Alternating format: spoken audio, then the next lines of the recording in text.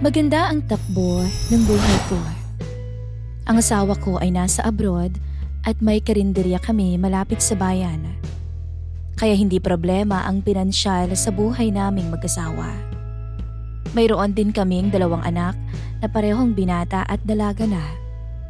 Ngunit sa tagal umuwi ng asawa ko at sa paulit-ulit kong paghihintay ay hindi ko naiwasang madalas tukso.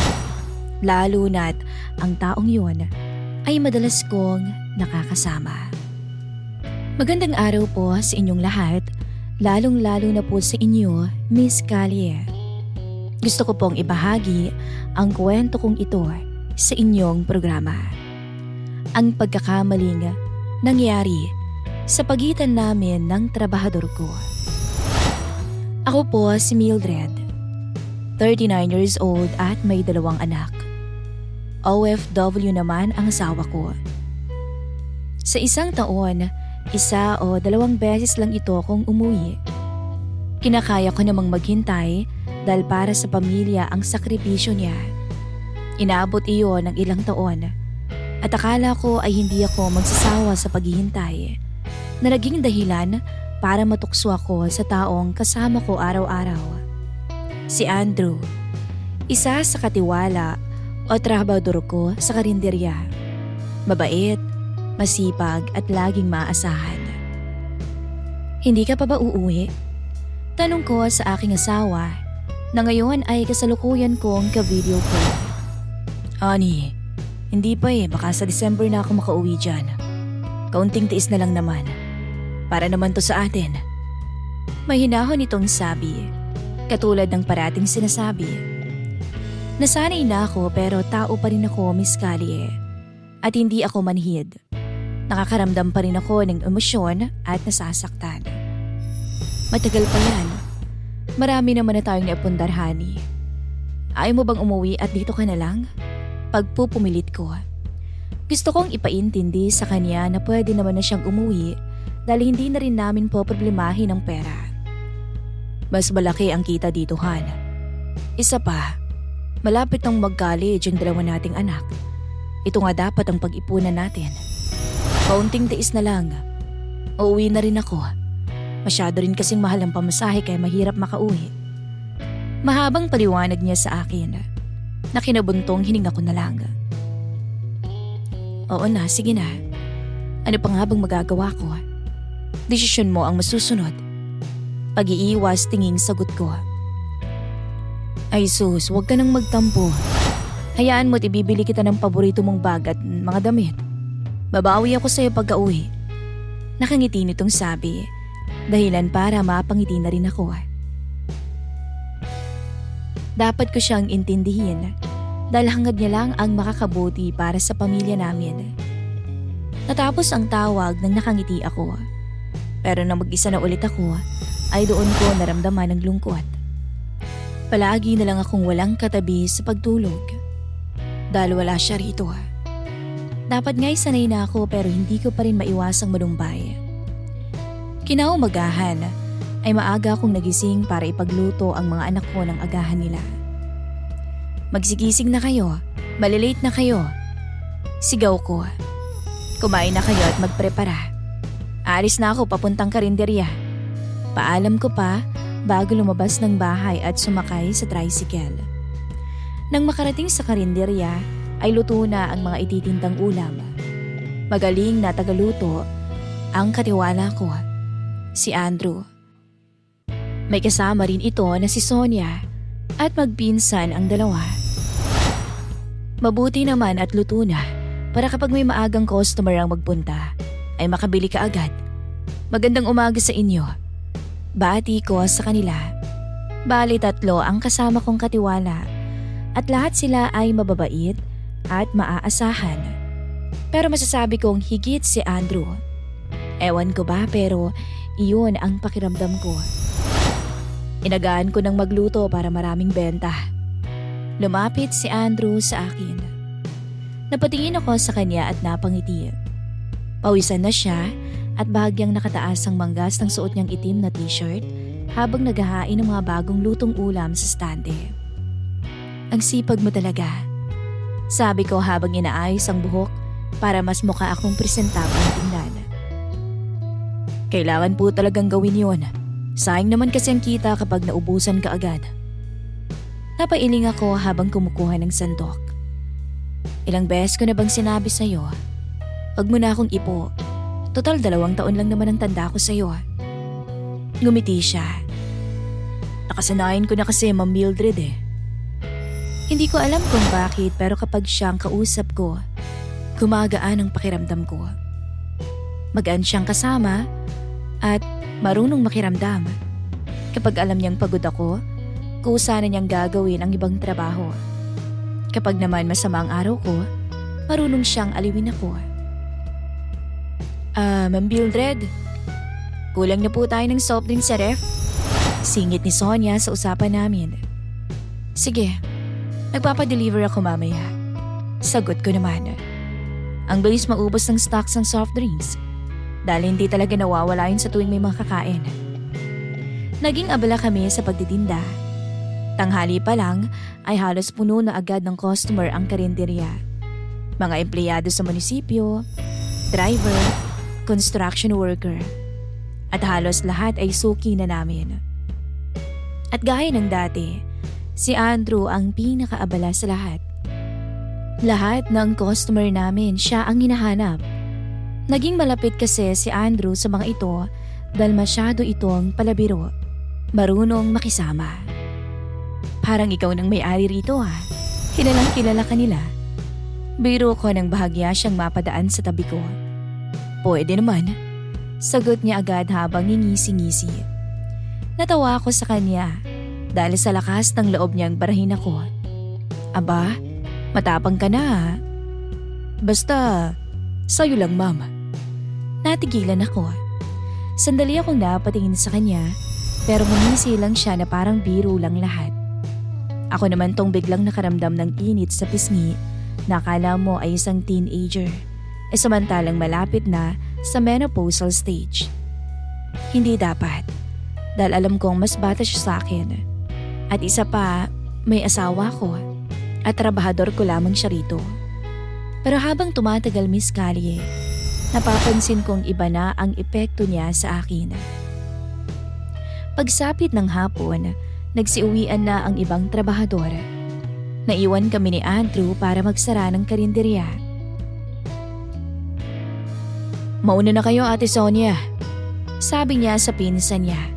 Ako nang bahalang magsara rito. O sige, kayo na naman bahala. Nangiiting sabi ni Sonia bago umalis at kumaway sa amin. Hindi ko alam pero parang may kakaibang kaba akong naramdaman nang kaming dalawa na lang. Nagligpit kami ng mesa. Ako na dyan. Sabi niya nang akmang bubuhatin ko na sana ang isang mabigat na kaldero. Kaya ko naman tong buhatin. Giit ko. Kaya mo nga. Pero para saan pag nandito ako? Kung hindi ako ang gagawa. Isa pa mabigat to. Sagot niya habang kinukuha yun sa akin. Napailing na lamang ako bago ito pinaubaya sa kanya. Ikaw talaga, lahat na lang ng gagawin ko inaagaw mo sa akin. Maliban ang gusto kitang tulungan. Patanong nito ang sagot sa akin. Muli akong natahimik. Ayokong masanay sa ganitong trato dahil nung huling nasanay ako ay wala na ito ngayon sa tabi ko. Kay Andrew ko na lang ulit naranasan na may umaagapay sa akin. Dahil simula ng mga ibang bansa ang mister ko ay nasanay na akong ako na lamang sa lahat. Ako sa bahay, sa negosyo at sa mga bata. Habang ang asawa ko, laging nasa malayo. Napapagod ka na no? Bigla niyang tanong na kinatigil ko. Napatingin ako sa kanya. Halata ba? Oo naman. Kahit lagi kapag nakangiti, halatang halata sa mga mata mo. Diretsong sabi niya. Ganito kami mag-usap ngayon sa tuwing kami nalang dalawa ang magkasama. Hindi ako agad nakasagot sa hindi malamang dahilan. Parang biglang bumigat ang dibdib ko. Yung simpleng tanong niya, doon ko lang rin na-realize kung gaano na nga ba ako kapagod mag-isa. At nagpapanggap na lamang na malakas sa harap ng ibang tao. Normal lang naman sigurong mapagod. Mahina akong sabi. Ganito talaga kapag mag-isa ka. Hindi ka naman dapat mag-isa. Dahil kung gusto ka talagang makasama, ay gagawan mo ng paraan. Ang bawat salitang sinasabi niya ay dagos sa akin. Damang-dama ko kung gaano yon katotoo. Napayuko ako. Bakit parang ang dali niyang magsabi ng mga bagay na matagal ko nang gustong marinig? Ma'am Mildred, marahang tanong niya. Bakit? Natitigilang tanong ko habang nag-aantay ng sasabihin niya. Hindi ka ba nagsasawa? Palaging wala ang asawa mo sa tabi mo.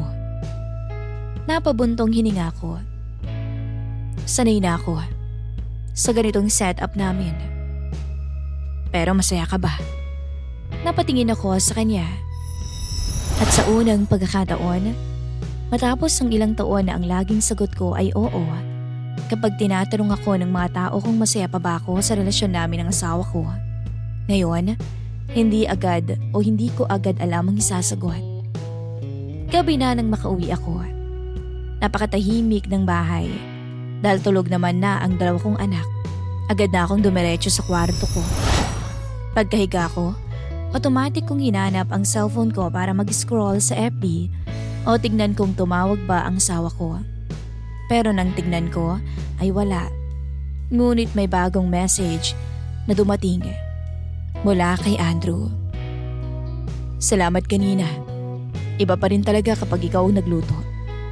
Masarap. Basa ko sa mensahe nito habang hindi mapigilang mapangiti. Maya-maya ay may kasunod na ito.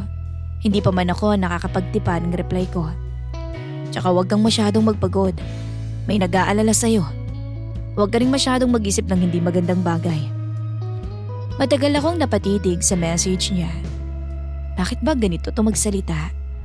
Baka hindi magtagal. Madala ako sa mga ganong salita niya. At bakit ko ba hinihintay kung may susunod pa ba siyang message? Mula nung gabing iyon, ay halos gabi-gabi na kami na magka-chat ni Andrew. Nung una, puro trabaho lang naman talaga ang pinag-uusapan namin. Ngunit hindi nagtagal ay nagiging tungkol na sa personal na buhay. Parang bigla akong nagkaroon ng kaibigan, ngunit may kakaiba akong pakiramdam sa kanya na hindi ko maipaliwanag. Kasalukuyan akong nakaupo sa may sofa dito sa sala at nanunood ng TV. Biglang tumawag ang asawa ko. Honey, sakto kasing break time ko. Baka mamayang madaling araw na sa inyo ang out ko, alam mo naman, hindi tayo pareho ng oras dito. Sabi nito nang sagutin ko ang tawag niya. Iyon agad ang ibinungad sa akin dahil maiksi lang ang oras niya. Naiintindihan ko. Sagot ko sa kanya at bahagya ko itong tinitigan. Malaki na ang pinagbago ng itsura niya. Kahit abala siya sa trabaho, ay fresh pa rin itong tignan. Halatang hindi pinapabayaan ang sarili. Kinumusta niya ang mga bata at ang negosyo namin. Parehong usapan na paulit-ulit na naming pinag-uusapan tuwing tatawag siya. At habang kausap ko siya, biglang pumasok sa isip ko si Andrew. Dahilan para makonsensya ako. Pagkababa ng tawag, napabuntong hininga ko. At maya-maya lang, nag-vibrate ulit ang cellphone ko. Tulog ka na ba? Text galing kay Andrew. Hindi ko alam kung bakit otomatiko akong napangiti. Hindi pa. Sagot ko naman. Pwede ba akong tumawag? Agad niyang reply. Natigilan ako at nag-alangan, pero nang tumawag na siya, ay pinindot ko pa rin ang answer. Ay, mahina akong sabi. Bakit parang malungkot ang boses mo? Mahinahon niyang tanong. Normal na boses niya kapag nag-aalala. Wala lang. Pagod lang kanina sa karinderya. Sagot ko. May sasabihin sana ako. Ayos lang ba? Alanganin itong tanong sa akin. Ano yun? Naghihintay naman ako ng sasabihin niya. Gusto ko lang sabihin na kung ako ang asawa mo, hindi kita hayaang laging mag-isa. Biglang bumilis ang tibok ng puso ko. Andrew. Mahinang tawag ko sa pangalan niya. Totoo lang ang sinasabi ko, Mildred. Pero hindi maganda yung mga sinasabi mo. Madiin kong sabi. Tama pa ba itong pinag-uusapan namin? Masyado nang malayo. Tama ba na nag-iisa ka rin ng matagal na panahon? Segunda niyang tanong na kinatahimik ko dahil alam kong tama siya. Mas naging malapit kami ni Andrew. Kapag tanghali at walang gaanong customer, magkatabi kaming kumakain. Hindi naman pansin dahil kasama naman namin ang ibang trabahador ko. Hapon na nang abutan niya ako ng kape. Malamig kasi ng mga panahon noon kaya pinagtimpla niya ako. Paborito mo to, di ba? Sabi niya habang inaabot sa akin ang kape. Napatingin ako sa kanya. Huwag mo na akong tingnan. Lahat ng mga gusto mo, lahat ng tungkol sa'yo, alam ko, tinatandaan ko. Seryoso niyang sabi. Napatingin ulit ako sa kanya. Minsan gusto ko nang siyang iwasan kapag ganito na ang pinag-uusapan namin. Pero sa huli, nakikita ko na lang ang sarili kong kasama siya. Hanggang isang gabi, naabutan kami ng malakas na ulan, kaya natagalan kaming magsara. Hintayin muna siguro nating humina ang ulan, sabi niya habang nakatayo sa gilid. Malilate ako ng uwi. Baka mamaya tumawag ang asawa ko. Mamagtaka pa yun. Nag-aalangang sabi ko. Kung gusto mo, ihahatid na lang kita. Seryoso nitong sabi. Naku, wag na. Mabilis kong tanggi. Ihahatid kita, yun na yun. Final niyang sabi at wala akong nagawa kundi ang pumayag na lang. Habang nasa tricycle kami pa uwi, nang tumila na ang ulan, nilalamig ako. Nang makita niya ang sitwasyon ko, kusa niyang inalis ang jacket niya at pinatong sa balikat ko. Baka sipunin ka, sabi nito. Okay lang naman ako pero salamat, Andrew. Hindi ko alam kung bakit ganito ang nararamdaman ko. Kung dala lang ba to ng sitwasyon namin ng asawa ko o talagang unti-unti nang lumalambot ang puso ko para kay Andrew. Pagdating namin sa tapat ng bahay ko ay hindi agad ako bumaba. Pareho kaming tahimik hanggang sa siya ang unang nagsalita. Mildred. Ngayon lang niya ako tinawag sa pangalan ko na walang kasamang ma'am. Ano yun? Kinakabahan kong tanong. Gusto kita at alam kong nararamdaman mo yun. Hindi ko na kayang pigilan pa. Pag-amin nito sa akin. Napakaseryoso nito habang nakatitig. Parang tumigil ang mundo ko sa narinig. Andrew, natitigil ang tawag ko. Alam kong mali. At alam kong may asawa ka. Pero hindi ko na kayang itago. Hindi ako nakapagsalita. Kasi ang totoo, gusto ko ring marinig yon galing sa kanya. Mali, Andrew. Mali na magkagusto tayo sa isa't isa. Mahina akong sabi. Oo, alam ko yun. Madiing sagot niya. Kung ganon, dapat natin itigil kung anumang nararamdaman natin. Seryoso ring sagot ko. Dapat ay umalis na ako pagkatapos kong sabihin yun, pero hindi ko magawang umalis sa tricycle niya. At lalong hindi ko maiwasang titigan siya. Lumabas na ako ng tricycle. Bumaba na rin siya. Pero doon, unti-unti siyang lumapit sa akin.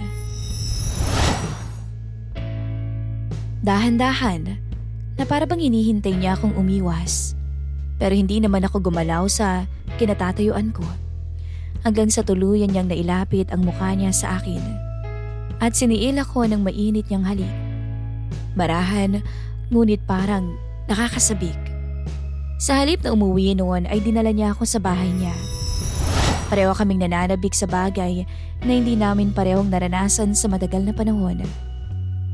Pumapayag ka ba sa gusto kong gawin? Tanong niya sa akin matapos kaming makarating sa silid niya. Napalunok ako bago tumango at doon nagpaubaya ako sa kanya. Muli niya akong hinagkan. Napapikit ako miski. Nawala muna sa aking isip ang aking asawa. At nang gabing yun, ay muli ko iyong naranasan, Miss Callie. Ngunit hindi sa piling ng asawa ko. Nung matapos ay pareho kaming hingal, ngunit siya lang ang nakatulog. Nakakonsensya na agad ako sa nagawa ko. Bago pa sumikat ang araw, ay umalis na ako at umuwi sa amin. Sa araw na iyon, hindi ako nakapasok sa karinderya. Sa kadahilan ng masama ang pakiramdam ko at wala akong mukhang maiyahat sa kanya. Panay ang text niya at sinubukan akong tawagan pero hindi ko sinasagot. Kailangan ko muna mag-isip ng maigi. Nakaka-guilty yung nangyari. Oo, ginusto ko iyon pero nadala lang ako. Naging mapusok at nagpadalos-dalos ako. Nang sumunod na araw ay pumasok na ako sa karinderya. Nandun si Andrew at nang makita niya ako, gusto niya ako agad lapitan. Magtrabaho muna tayo, Andrew. Agad kong sabi bago pa man siya makapagsalita. Napabuntong hininga ito bago tumango. Tanghali nang makalapit ito sa akin nang hindi gaanong halata. Bakit umalis ka agad ng gabing yun? At hindi ka pumasok kahapon? Hindi mo rin sinasagot ang tawag at text ko. Sunod-sunod niyang sabi. Napabuntong hininga ito bago tumango. Umiiwas ako ng tingin habang kunwaring inaayos ang mga bayad ng customer. Andrew, wag muna ngayon. Bakit? Dahil ba nagsisisi ka? Diretsahan niyang tanong. Hindi ako agad nakasagot. Dahil oo, sobrang nagsisisi ako. Pero kasabay nun, hindi ko rin kayang itangging gusto ko pa rin siya. Hindi ko alam. Mahina akong sagot. Napabuntong hininga siya bago tumingin sa paligid para siguraduhin walang makakakita. Hindi ko pinagsisisihan ang nangyari sa atin, sabi nito. Pero ako, oo. Mabilis kong sagot kahit masakit sa dibdib. May pamilya ako, Andrew. Alam mo yan. Tingin mo ba hindi ko alam yun? Bakas ang sakit sa mukha niya. Sinubukan ko namang umiwas, pero ikaw pa rin ang hinahanap ko. Napapikit ako. Dahil ganun din ako. Pero habang tumatagal, mas lalo kong nare-realize kung gaano kalaki ang pwede naming sirain. Hindi na dapat maulit yun. Madiin kong sabi. Matagal siyang natahimik bago bahagyang tumango. Akala ko matatapos na roon pero hindi. Dahil kahit pilit naming nilalagyan ng distansya ang isa't isa, bumabalik pa rin kami sa dati. Mas naging tagunga lang. May mga pagkakataong nahuhuli ko siyang nakatingin sa akin. At sa tuwing magtatama ang mga mata namin, ako ang unang umiiwas. Hanggang sa dumating ang gabing tuluyan akong natauhan. Birthday ng anak kong babae noon. May simpleng handaan sa bahay pero kumpleto kami sa video call dahil tumawag din ang asawa ko mula abroad. Tingnan mo ang anak mo. Dalagang-dalaga na talaga. Natatawang sabi ng asawa ko habang kausap namin ang mga bata. Siyempre, manas sa nanay nila, maganda. Biro ko. Natawa kaming lahat habang pinapanood ko silang nagkukulitan. Maya-maya biglang sumikip ang dibdib ko. Ito ba yung pamilyang gusto kong sirain? Ito yung mga taong walang kaalam-alam na may ginagawa kong kasalanan. Maya-maya, nagsalita ulit ang asawa ko. Honey, pasensya ka na talaga kung matagal pa bago ako makauwi. Tinitiis ko ang lahat dito para sa inyo. Napayuko ako. Hindi ko siya magawang sagutin agad. Kasi habang siya, nagpapakapagod para sa pamilya namin, ako naman ito, muntik nang sirain lahat dahil sa sarili kong kahinaan. Okay lang, pilit ko pang sabi habang pinipigilang maiyak. Mag-iingat ka lagi. Pagkatapos ng tawag, dumiretso ako sa kwarto. Doon na ako tuluyang napaluha dahil na-realize kong mahal ko ang asawa ko. At higit sa lahat, mahal ko ang mga anak ko. At ayokong masira ang pamilya ko. Nagkulang man ang asawa ko sa presensya, hindi ibig sabihin nun wala siyang pagmamahal. Pinili niyang mapalayo para mabigyan kami ng magandang buhay. At ako naman, hinayaan kong lamunin ako ng lungkot at tukso. Kinabukasan, kinausap ko si Andrew sa likod ng karinderya. Kagaya ng dati, tahimik lang siya habang nakatingin sa akin. Kailangan na talaga nating tapusin to. Hindi siya nagsalita. Minahal kita. Diretso kong amin habang nanginginig ang boses ko. Pero mali itong atin. Akala ko kaya kong tanggapin na hanggang dito lang tayo. Mahina niyang sabi. Pero ang hirap pala. Nasaktan ko ang asawa ko kahit hindi niya alam. At ayokong dumating sa puntong pati ang mga anak ko ay masaktan, Andrew. Tahimik siyang yumuko. Anong mangyayari sa atin? Tanong niya. Wala akong maisagot dahil ang totoo. Kahit tapusin namin, alam kong mananatili sa puso ko ang nangyari sa amin. At habang buhay ko ring dadalhin ang guilt. Mas mabuting matapos na habang maaga pa.